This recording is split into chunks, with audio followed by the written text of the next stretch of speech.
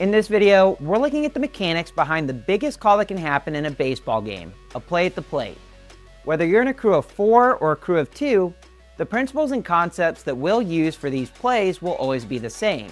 In fact, this is one of the few instances where what you see the pros doing on TV is exactly what you can and should be doing in your games. So we'll start the video by reviewing the key concepts behind taking plays at the plate, and then we'll look at game film to watch umpires on field using these mechanics to make some great calls. Hi everyone, I'm Patrick Farber with GHSA Baseball, Umpire Development, and Umpire Classroom, where we help umpires develop their knowledge and skills.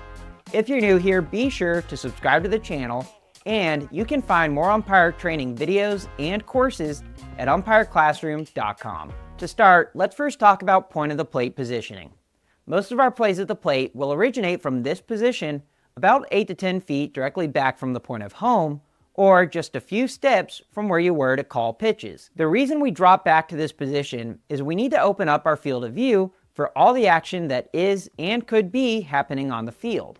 Of course, we need to keep our eyes everlastingly on the ball, but backing up allows us to see more out of our peripheral view and to better watch all the action on the field. This includes not only where the ball is, but also touches of bases, obstruction, interference by coaches or players, and where runners are when a throw is made. A lot is going on. And I haven't even mentioned yet that in a crew of 2, the plate umpire is almost always responsible for balls going out of play. This position at the point of the plate enables the plate umpire to quickly get into a position to make a boundary call on either the first or third base sides of the field. I really can't stress enough the importance of this position. It's a fundamental taught in umpire school that we need to see more umpires implement into their game.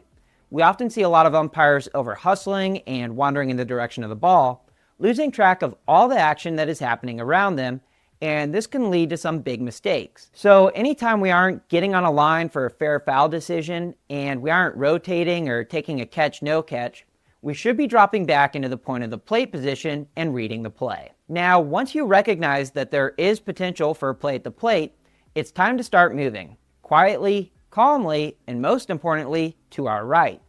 This is because most of the time the catcher is going to set up in front of the plate in fair territory to receive the throw and then make the tag. You want to find yourself on the same side of the third base line extended as the catcher for this play.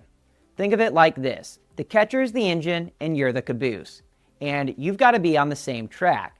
So if the catcher sets up in fair territory, you get on the fair train track. Now, what if the throw takes the catcher into foul territory? If he moves to his left, then you go with him and get on the foul train track. The important thing is that we want to be on the same side of the runner's path as the catcher. This not only allows us to work in the wedge, which we'll cover in a moment, but it also allows us to get much closer to the play without having to worry about a base runner taking us out. Now, what happens if the throw takes the catcher off the tracks? When that happens, we need to stay on the track and let the catcher go. He will come back if a play is going to happen, or at least the ball will come back, so don't run off the rails just to watch him catch the ball and then find yourself having to sprint back to home because you're out of position.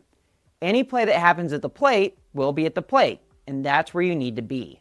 Now, when the catcher does stay on the tracks, we need to be prepared to move with him.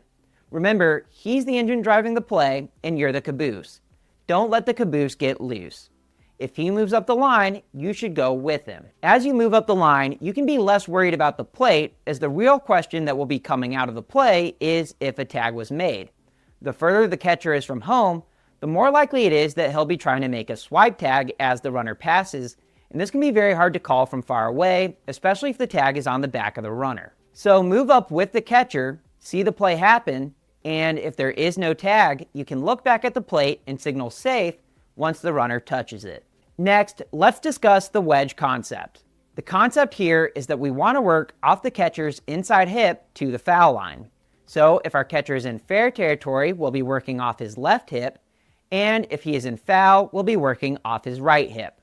The reason for this is that it allows us to move as the play develops and see if the catcher's outstretched glove makes contact with the runner, and if so, when and where did the tag occur? Think about it this way. If we have 2 basketballs and you need to see whether or not they are touching, you can't do that from any angle. In fact, you can only do it from a very tight window. Now, when you apply that to a play at the plate, you also have to account for the window consistently changing as the play develops. This is why you have to get on the catcher's hip and work the wedge, so that you can find that angle when it matters most. Finally, I want to talk about your distance from the play. Now, many of you have heard that you don't want a play to blow up on you, and that's very true. But you need to realize that the risk of that happening really only applies to a force out. On tag plays, closing down distance gives you a better chance of getting the play right. And when we look at the concept of working the wedge, it only increases in significance. Ideally, we want to be just a few feet away from the catcher. This way, as the wedge moves while the play develops, we can stay on the catcher's hip and keep our angle for the tag. The further you are from the catcher, the more distance you must cover to maintain this ideal angle. So the closer you are, usually the better. This goes back to why it's so important to be on the same side of the track as your catcher, because that will protect you from the steam engine barreling down the other track. So to wrap it up, there are 3 key concepts you need to remember. First, you must be on the same train tracks as your catcher. Second, the caboose should never come loose and needs to keep up with the catcher. And finally, the wedge is going to give you the best angle to see the tag and the play, and you need to do everything you can to be in the wedge. Now, to help you better understand these principles, let's check out some plays and break down the umpire mechanics. Wave him home, the throw to the plate, the slide, he's safe! Oh my goodness! This is one of my all-time favorite plays, and this features Jordan Baker on the plate. First thing to notice is just how close he is to this play. He's right on top of it, but he knows that he's in a safe position because he's on the same tracks as the catcher. By being on the fair train tracks right behind his catcher, he knows the runner is not going to run into him, and he's going to have a great view at the play and the ability to work the wedge off of the catcher's inside hip. Now, the advantage to being this close also shows up in his ability to work the wedge.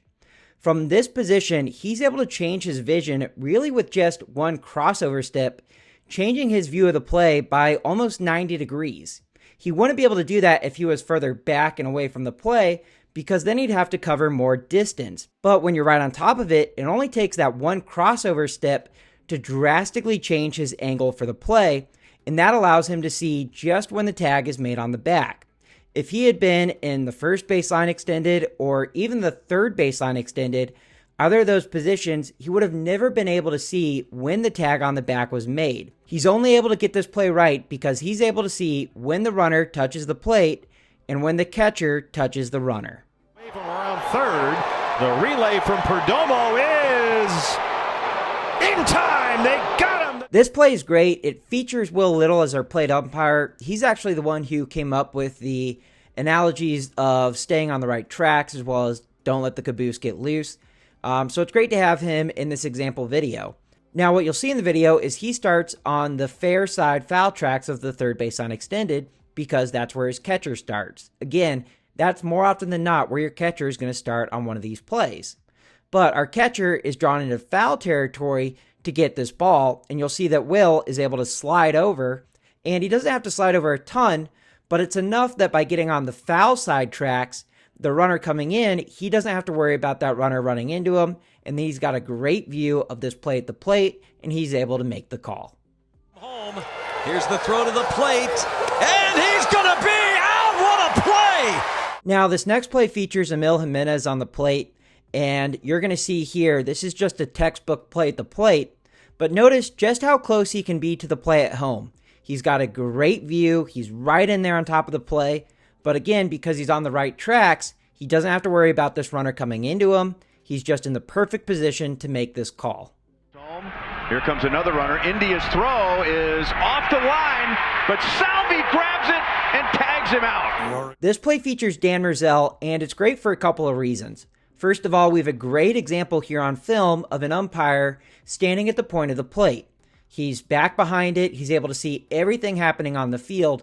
This is where we want to be until we read that there's a play coming to us. Now, he's able to read pretty much immediately that his catcher is coming into foul territory to catch this ball. So he knows that he needs to be on the foul side train tracks. But as our catcher gets pulled away even further from the line, he knows not to go with him, but he wants to stay near his positioning near the plate. And then as this play develops, he ends up being in the perfect angle to see whether or not the tag actually touches the runner. Had he been in pretty much any other position, I don't think he would have been able to tell that there was a tag made. So this is just a great example of great adjustments to the play, but also not getting sucked away from the play if your catcher has to go get the ball. Here comes Urshela. Here comes a throw to the plate. Did they get him? Yeah! This last play features Nick Lentz on the plate, and he does a great job on this play. He's set up on the fair train tracks because that's where his catcher is, but then his catcher moves up the tracks towards third, and Nick is able to move up with him. Remember, we don't want to let the caboose get loose. You need to go up with the catcher. And that's important because as this play develops and we end up with a swipe tag, he's then able to stay in the wedge because he can then rotate around the catcher. If he had been back near home and not followed with the catcher, he wouldn't be able to adjust to get an angle to see whether or not the tag was made. And this tag here was a little more obvious, but it was very close to being a play where the tag might have been on the back of the leg. And he certainly would not have been able to see that had he stayed back at the plate. So this is a great example here. Move up with the catcher and then adjust to stay in the wedge and see the whole play. So there you have it, our review of how to take plays at the plate. If you found this video helpful, be sure to subscribe to our channel and check out our website at umpireclassroom.com. As always, thank you so much for watching, and I look forward to seeing you on the field.